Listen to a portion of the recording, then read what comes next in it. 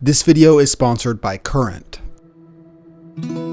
Tom Brady is old. We know this. In fact, he is the only player left that connects us to the 2000 NFL season, some 21 years ago. Since I was very young at the time, it's harder for me to put this into perspective. But when I realized that he played high school ball at the same time as my dad, I lost my mind. A lot has changed since then. His first year in the league did not amount to much. He only threw 3 passes since he was the third stringer for the New England Patriots. But he did play, and because of this, I wanted to show you how much things have changed in the time that he's been in the league. Everything looks different, from how ESPN looked, to the graphics of football video games, to even the way the NFL game itself was played. But before we take a look back at what it was like back then, this video is sponsored by Current. Current is the future of banking, period. This Visa debit card right here is your mobile bank. It's a real bank account with no hidden fees and no minimum balance requirements, with a free overdraft up to $100. Here's some of the coolest perks about Current. You can get paid up to 2 days faster. You can use up to 55,000 ATMs for free. You can earn points on purchase and redeem for cash. You can deposit checks with the camera on your phone. And it works with Apple Pay, Google Pay, Cash App, and Venmo. The easiest part about all of this? It literally takes only 2 minutes to sign up and they ship you the card for free. So click the link in the description to get signed up today. And shout out to Current for sponsoring this video. So for this first section in the video, I've invited my friend and YouTube colleague, FivePoints, to help me talk about how the NFL was consumed back then. Because, well, he was old enough to experience and remember what it was actually like. So when FivePoints was roughly my age, this is what the NFL was like. Thanks, KTO, for once again letting me know I am old. The NFL in the 2000s was an interesting time of transition. With the rise of the internet, you began to see a fundamental shift in how we consume not only sports, but sports information. Newspapers began their downward spiral into obsolescence, as you could easily get scores and actual pictures of the game on your huge work computer. Remember, back then, the fastest internet connection was a T1 line, which in the year 2000 was 69 bits per second. Nice.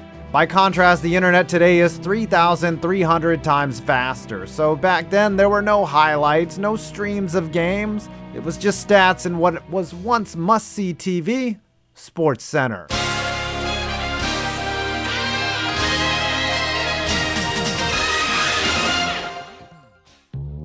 Sports Center had personalities, and they were the only game in town. Their golden era saw the rise of Dan Patrick, Kenny Mayne, and Stuart Scott as household names. Alongside Sports Center was the games themselves. Finally, score overlays and down and distance graphics made watching the game easier. And though the level of stats aren't available like they are now, many people pivoted to online fantasy football. One thing that's crazy is that you had to pay extra for live stats. And lastly, with the release of the PS2, yes, I am old, video games became sharper and more realistic. I returned to Madden with the 2002 version, and though you could not run between the tackles, it was a decent game. And since online gaming wasn't a big thing back then, I got into a lot of arguments and hustles with my roommates. Ah yes, good times that nearly cost a few friendships. So let's talk about the state of football video games at that time. Like FivePoints said, the release of the PS2 brought forth yet another huge graphical update to console gaming. Looking at the difference in 5 years and 10 years is extraordinary. The game had gone from little 8-bit graphics to looking like actual football players. And let's just listen to the difference in the in-game audio.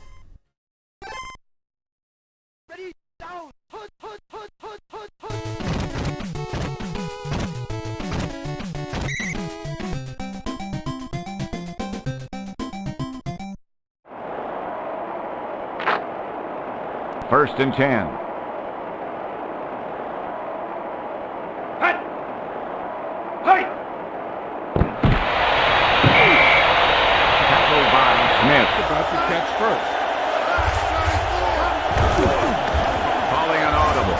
They're blitzing with the pass. Pickens with the reception. Yeah, boy. One of the other great things about this time was there was so many options. Madden, NFL 2K1, NFL Game Day, and Kurt Warner's Arena Football Unleashed. Well, maybe other than that last one, you really couldn't go wrong with any of the first three. Long story short, it was an exciting time to be a sports gamer. But sadly, the NFL made an exclusive rights agreement with EA in 2004, which put an end to all of that, and the reputation of football video games slowly fell from grace. But now, it's time to get back to the real NFL. Hasselbeck from the shotgun. Oh! Almost picked off as that pass was intended for Darrell Jackson, who took a right as a wide receiver as Tom Zach again swings it out. This time it's Benison. Look at that hit. Oh, man. Joe Bowden, 58. He actually took his hat off after Any harder hit than this. Watch him take his helmet off to make sure that Bettis knows exactly who hit him. Even though that last clip was a regular season game in 1997, this was the culture of the NFL at the time. The fans loved to see a nasty collision. The physical nature of the game was embraced, and back then, there weren't as many rules that negated what defenders could do. Because of this, offenses had a tougher time succeeding than they do today. Let's look at passing as an example. Most starting quarterbacks threw double-digit interceptions, and only 3 dudes threw for over 4,000 yards, comparing that to the 12 guys in 2020. Building around the run game was a popular approach, as you saw a lot of pro sets during this time. This meant a lot of 2-back, quarterback under center formations, primarily built for power run. Back then, more teams relied on one main back to do all the work. There were 19 guys that carried the ball over 250 times in the regular season. It's not like that anymore. Only 3 guys in 2020 went over the same mark. Many teams have found a way to utilize more backs in their offense, no matter how good the starter is. Even though the Browns have Nick Chubb, they often sub in Kareem Hunt. It's a good way to keep your guys fresh and healthy. Another thing that was interesting was how fullbacks were completely used differently back then. Since most offenses were focused around this pro-style system, a fullback complemented offenses much more. Utilized as a run blocker and even a runner of the football. Fullbacks were often one of the more popular names on the offensive side of the ball. Guys like Lorenzo Neal, Tony Richardson, Jim Kleinsasser, and Corey Schlesinger come to mind. But in all honesty, there was one guy who truly epitomized what this era of football was all about. A dude who struck fear into the hearts of defenders everywhere. That man was Mike Alstott.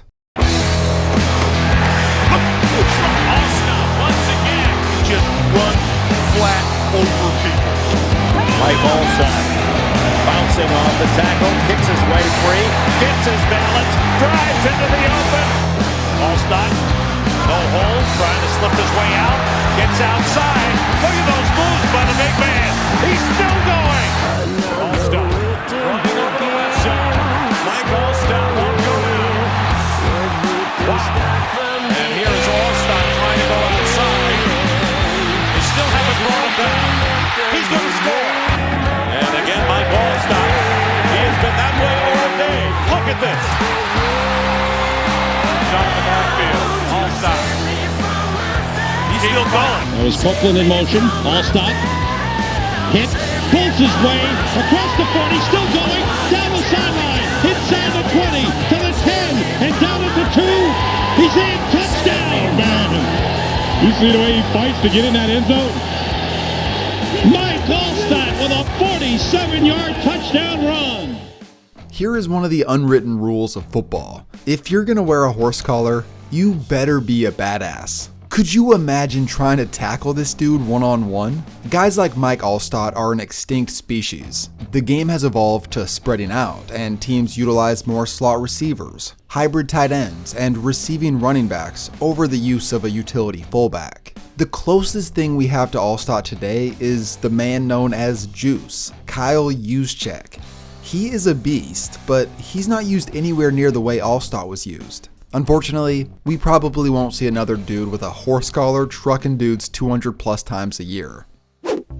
The 2000 season was one for the ages. Some of the notable moments included Corey Dillon setting the NFL record for rushing yards in a game with 278. Terrell Owens caught an incredible 20 catches in one game, which also set an NFL record. Peyton Manning was officially becoming a superstar. This was his third NFL season, and he went on to lead the league in touchdown passes. Darren Sharper led the NFL in interceptions and was one of the hardest hitting safeties in the league. Bill Belichick was in his first season as the Patriots head coach, who had just recently fired Pete Carroll. The biggest trade of the offseason was the Packers giving up Aaron Brooks to the Saints. Aaron Brooks became their starting quarterback for the next 6 years. The first overall pick was by the Cleveland Browns, and they drafted Courtney Brown, who never became a Pro Bowler. And lastly, Tom Brady was taken in the 6th round of that draft. Interesting enough, the division alignment looked different. There were 6 divisions with 31 teams in the league at the time.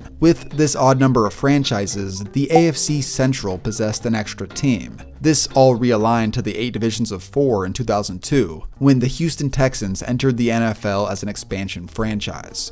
The team that took a lot of the headlines this season was the St. Louis Rams, a team that came out of nowhere in 1999 to win the Super Bowl. Their 2000 season offensively was historic, as they went on to average just over 43 points per game over the first 6 games.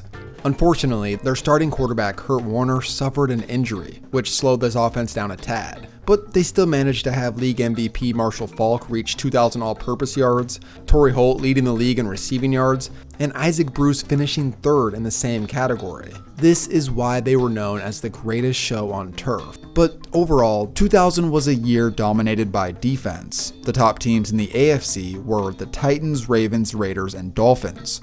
All 4 had top 10 defenses, and the worst of the 4, the Raiders, had a top-of-the-line offense. The NFC featured the Giants, Vikings, Saints, and Eagles as its top teams. Again, all good defenses, except for the Vikings, who were spectacular for other reasons. And throwing as far as he can throw, it looks like. And the pass is caught by Moss. Touchdown. He is absolutely amazing. Okay, if you look closely, you can see that they're wearing sneakers, not cleats. That's because the playing surface that they're on looks like this. This is old school astroturf. My dad told me once that kind of astroturf was so thin, when he landed on it, it felt like concrete. You literally have to wear sneakers or basketball shoes on this surface because regular cleats can't even grip the ground. It would have felt like a totally different game. But anyways, as the playoffs came and went, the better defenses rose to the occasion. Both conference championships saw only 3 points combined from the losing teams. This left a Super Bowl matchup between the Ravens and the Giants.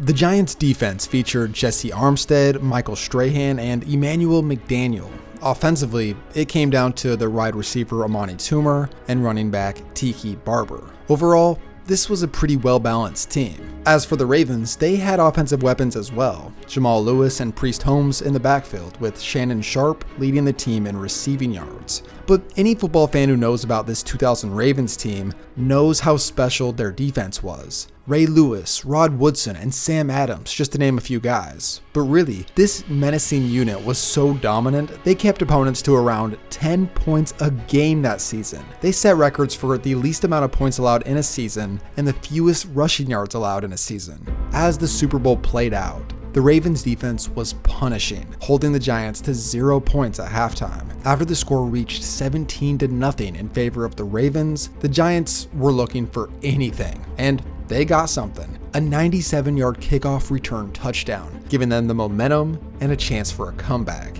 A kickoff return touchdown is pretty rare. The 2000 regular season saw over 1,000 kickoffs, and only 15 of them were returned for a touchdown. Every time a kickoff is taken, there's about a 1% chance they return it. But as great as that was for the Giants, this is what happened next. Kickoff return. Picked up by Jermaine Lewis. He gets a block from Harris. Might have another dash, and they knock out McDaniel, and there's Thomas, and he can't stop it.